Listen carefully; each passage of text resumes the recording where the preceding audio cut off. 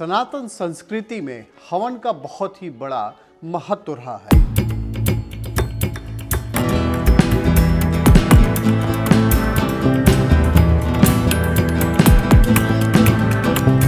क्या आपने कभी सोचा है कि हवन किए क्यों जाते हैं? क्योंकि जो होता है धुएं से कितना ज्यादा एलर्जी लोगों को होती है और धुएं से लोग परेशान हो जाते हैं। धुएं से ही कई सारी बीमारी हो जाती है। फिर जब हवन होता है उसमें तो बहुत सारा धुआं होता है, तो ये कैसे हमें फायदा कर सकता है? वैदिक सनातन परंपरा में हवन का क्यों महत्व बताया गया है और इसका महत्व देखने के लिए, इस पे फायदे क्या होते हैं, इसको देखने के लिए कई सारे रिसर्च हो गए। और रिसर्च यहां तक कि फ्रांस के एक वैज्ञानिक ट्रेल ने रिसर्च किया और उन्होंने पाया कि इससे कई सारे फायदे हैं और जो रिजल्ट आए वो बहुत ही अमेजिंग थे। इसमें जो मेन यूज होता है वो आम की लकड़ी का यूज होता है। कभी आपने देखा होगा कि आम की लकड़ी का यूज जो किया जाता है, जो बेस बनाया जाता है, उसको जो हवन कुंड में रखा जाता है, हवन कुंड में जब शेप दिया जाता है, उसको शेप भी दिया जाता है पिरामिड आकार में। और जब लकड़ी रखी जाती है आम की, पिरामिड आकार में उसको शेप देकर फिर उसमें कई चीजें मिलाई जाती हैं। तो इस पर भी रिसर्च हुआ कि आम की लकड़ी जो मेन इंग्रेडिएंट होता है हवन का, उसको क्यों यूज किया जाता, क्यों नहीं कोई और लकड़ी। आम की लकड़ी को पहले जलाया गया हवन के शेप में और उसके बाद में फिर रिसर्च में यह देखा गया कि आम की लकड़ी के जलाने के बाद में इफेक्ट क्या आया। तो पता चला कि आम की लकड़ी केवल जलाने से कोई भी बैक्टीरिया में कमी नहीं आई।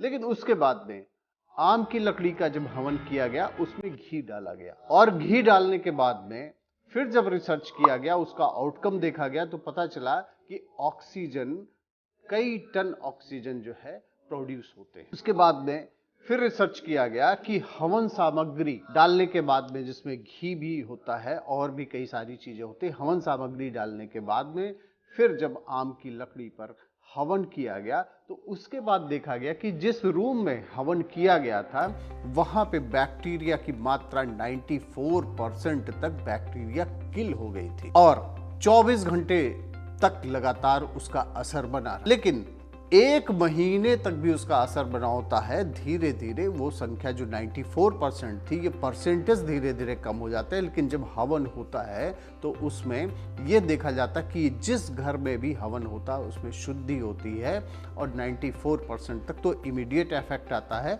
लेकिन उसका असर लगातार 1 महीने तक बना रहता है। अब आइए हम देखते हैं जो इंडिया में रिसर्च हुए, उसमें इंडिया में रिसर्च किए गए कई सारे, उसमें तो national institute of botanical research Lucknow ने भी हवन किया और इस पर रिसर्च किया और जो आउटकम्स आए वह भी चौंकाने वाले। वैदिक परंपरा मानने वाले लोगों के लिए तो इसका कोई भी, वो तो पहले से जानते थे कि इसका असर होता है, इसीलिए वैदिक परंपरा में ये होता आया रहा है। लेकिन एक साइंटिस्ट के लिए तो एक रिसर्च का विषय है ही कि क्यों ऐसा असर होता है। तो देखा जाता है कि आम की लकड़ी जो प्रोड्यूस करती है फॉर्मल्डिहाइड, जो कि जितनी भी ऐसी गैसेस होती हैं जो हमें हार्म करती हैं उसको किल करता है। इसमें हम बात करें घी की, तो घी भी एंटीऑक्सीडेंट का काम करता है। और उसके बाद में इंग्रेडिएंट होता है गुड़। गुड़ को जब जलाया जाता है आम की लकड़ी के साथ में, घी के साथ में, जब गुड़ प्रोड्यूस करता है फॉर्मल्डिहाइड प्रोड्यूस करता है और इसका भी बहुत बड़ा असर आता है। बैक्टीरिया को किल करता है, ऑक्सीजन प्यूरिफाई करता है और इस तरीके से वह बहुत बड़ा फायदा करता है। काला तिल आपने देखा होगा कि हवन में यूज होता है। काला तिल भी जो उसके अंदर जो स्पेसिफिकेशन है उसका, काला तिल भी प्यूरिफाई करता है। और काले तिल को हमारे जो रिचुअल्स रहे हैं सनातन परंपरा में, उसमें खाने के रूप में भी इस्तेमाल करते हैं और वही चीजें जब हम हवन करते हैं तो हम ऑफर करते हैं। इसको इनहेलेशन थेरेपी भी कहते हैं। साइंटिफिक अगर पैरामीटर पे हम जाएंगे तो इसको इनहेलेशन थेरेपी कहते हैं।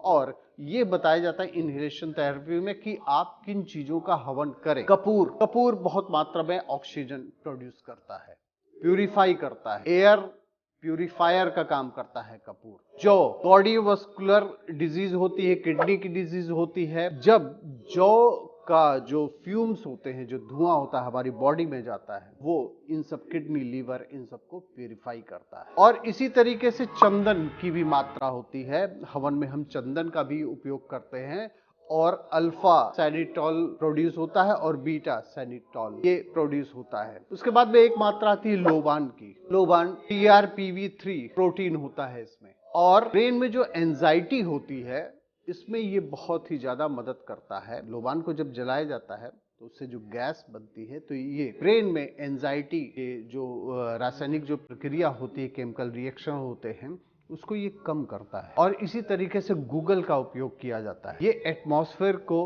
प्यूरिफाई करता है। गूगल ब्राह्मी का उपयोग करता है। आप जानते होंगे ब्राह्मी का उपयोग, जो ब्राह्मी सिरप भी होता है, ब्राह्मी एक जड़ी बूटी है जो मेमोरी को एनहेंस करती है। उसके जो फ्यूम्स होते हैं हमारी बॉडी में जाते हैं, वो हमारी मेमोरी को शार्प करते हैं। इसी तरीके से ड्राई फ्रूट्स होते हैं। ड्राई फ्रूट्स में ऑक्सीडेशन की मात्रा काफी अच्छी होती है। ड्राई फ्रूट्स हम खाते भी हैं और वही चीज हम ऑफर करते हैं जब हवन में, तो इससे कई सारे फायदे होते हैं। तो हमारे पास में इसके कई सारे जो इनहेलेशन थेरेपी है उसमें ये बहुत सारा उपयोग किया जाता है। इसमें बहुत सारे रिसर्च हुए हैं, इंडिया में भी रिसर्च हुआ है, बाहर भी रिसर्च हुआ है और कई सारे पेपर्स जो है, रिसर्च पेपर इसके पब्लिश भी हो चुके हैं। लेकिन एक चीज ये भी है कि हवन में गाय का घी ही प्रयोग किया जाता है। इसलिए गाय का घी और ये जितने सामग्री होती है, हवन सामग्री, इसको जब आम की लकड़ी पर विशेष शेप जो होता है, स्पेसिफिक शेप उसका बनाया जाता है, उसके बाद में हवन किया जाता है, तो इतने सारे बेनिफिट होते हैं। रिसर्च में यह भी बताया गया है कि जब हवन होता है तो 1 से 1.5 घंटे के बीच में हवन के सामने जो भी हवन करता है उसके अंदर जो इफेक्ट आते हैं वो स्किन से इनहेल करने से और उसके संपर्क में रहने से बैक्टीरिया काफी कुछ कम हो जाते हैं और बॉडी प्यूरिफाई होता है और उसका धुआं बिल्कुल भी नुकसान नहीं करता है। ये रिसर्च बताता है। तो आज आपने देखा कि हवन जो हमारी सनातन परंपरा में रहा है, हवन की थेरेपी, वेदों में बताया गया है हवन का महत्व, तो ये सारे महत्व थे। आप देख रहे थे आपकी खबर, और इसी तरीके से जानकारी के लिए, एक्सप्लेनर के लिए हमारे साथ जुड़े रहें। धन्यवाद।